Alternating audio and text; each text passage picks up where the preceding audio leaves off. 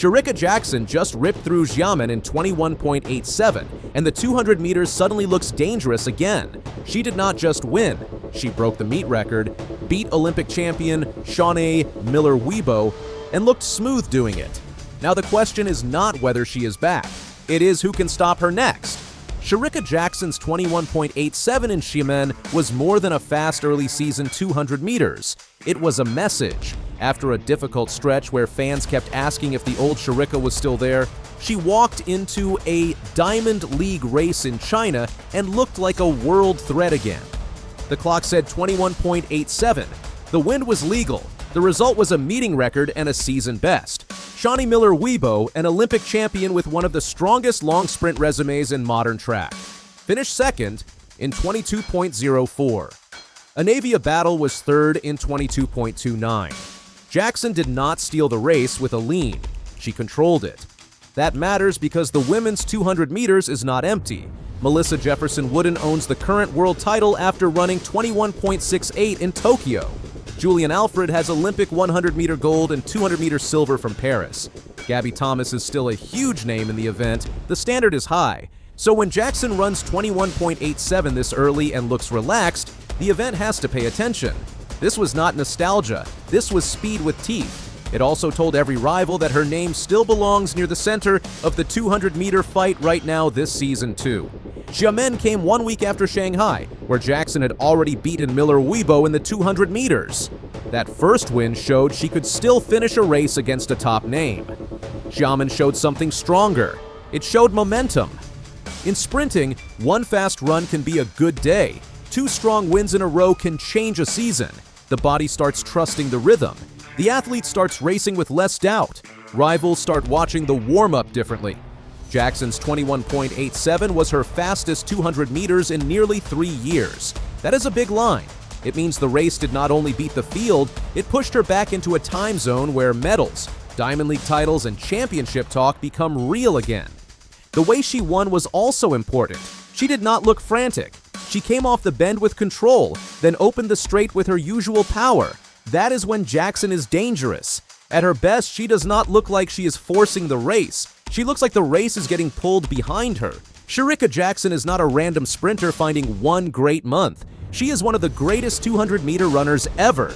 Her personal best is 21.41 from the 2023 World Championships in Budapest. That is the second fastest women's 200-meter time in history, behind only Florence Griffith Joyner's 21.34 from 1988. That number matters because it changes how we judge her. For most athletes, 21.87 would be the race of a lifetime. For Jackson, it is proof that the road back to the very top may be opening again. She has won world titles in the 200 meters. She has medals from the 100, 200, and 400. That range is rare. Jackson did not become great by living in one narrow lane. She came from the 400, sharpened down to the 100 and 200, and became a sprinter with both power and strength. That is why her 200 is so hard to beat. She has the speed to survive the start and the strength to punish the straight. When both parts meet, the field can look helpless. Shaunae Miller-Uibo made Xiamen a better measuring stick. This was not Jackson running away from an unknown field. Miller-Uibo is a 2-time Olympic 400-meter champion and a world-class 200-meter runner. She knows how to handle rounds, pressure, and late race fatigue. Her presence made the win more serious. Miller-Uibo is built for long sprint strength. If Jackson had gone too hard too early, Miller-Uibo was the kind of athlete who could have punished her in the final 50 meters. That did not happen. Jackson beat her in Shanghai, then beat her again in Xiamen. The second win matters because rivals study what happened the first time. They adjust. They change their plan. They try to close the gap. Miller-Uibo did run well with 22.04, but Jackson moved the line farther away. That is what top sprinters do when form returns. They stop just surviving matchups and start taking control of them. For Jackson, Miller-Uibo was not the final boss of the season. She was the proof that this comeback is not soft. The women's 200 meters already had a clear story before Xiamen. Jefferson Wooden was the new world champion. Alfred was the Olympic champion at 100 and a dangerous 200-meter threat. Gabby Thomas still carried Olympic gold-level respect. The event looked like it was moving into a new order. Jackson's 21.87 makes that order less comfortable. If she stays healthy, she is not a side character. She is a title threat. Nobody in the current field has a personal best close to her 21.41 except the all-time legends. Jefferson Wooden's 21.68 is brilliant. Alfred's 21.71 is frightening.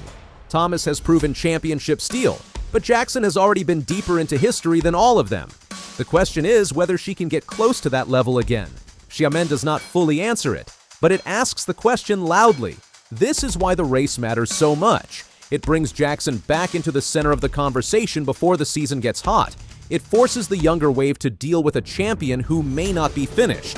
The honest view is important. A 21.87 in May is strong, but it does not mean Jackson has already returned to 21.4 shape.